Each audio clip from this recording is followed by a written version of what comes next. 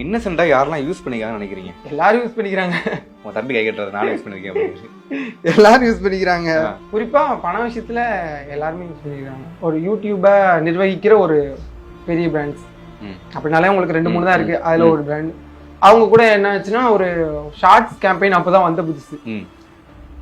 13 லட்ச ரூபாய் எனக்கு, அதாவது எனக்கு சொன்னது வந்து ஒரு மாசத்துக்கு 66,000 ரூபாய் உங்களுக்கு பேமெண்ட், நீங்க டெய்லி ஷார்ட்ஸ் போடணும் அப்படின்னாங்க.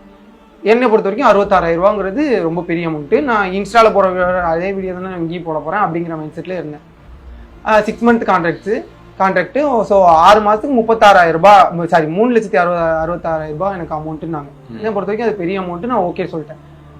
திடீர்னு பார்த்தா ஒரு 4வது மாசத்துல எனக்கு ஆட்சன்ஸுக்கு அமௌண்ட் வருது. 13 லட்ச ரூபா வந்துச்சு.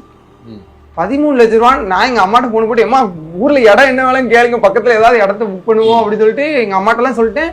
பாக்குற எல்லாத்தையும் ஷார்ட்ஸ் பண்ணுங்க, இவ்வளவு அமௌண்ட் வந்திருக்கு பாருங்க எனக்கு அப்படின்னு சொல்லிட்டு எல்லாத்தையும் சொல்றேன். ஷார்ட்ஸ் பண்ணாத தெரியாதவங்க எல்லாத்தையும் போய் சொல்றேன். அப்புறமா திடீர்னு பார்த்தா அந்த அமௌண்ட்டை காணும். உங்களுக்கு தெரியல, எம்என்சினா அவங்களுக்கு போயிட்டு தானே நமக்கு வரும்.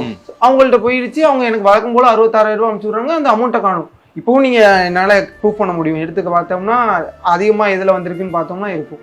ஸோ அவங்க வந்து உனக்கு நான் பேசினது இவ்வளவு தானே, உன் பேமெண்ட் நான் உனக்கு கொடுத்துருவேன், நீ இதில் தலையிடக்கூடாதுன்னு.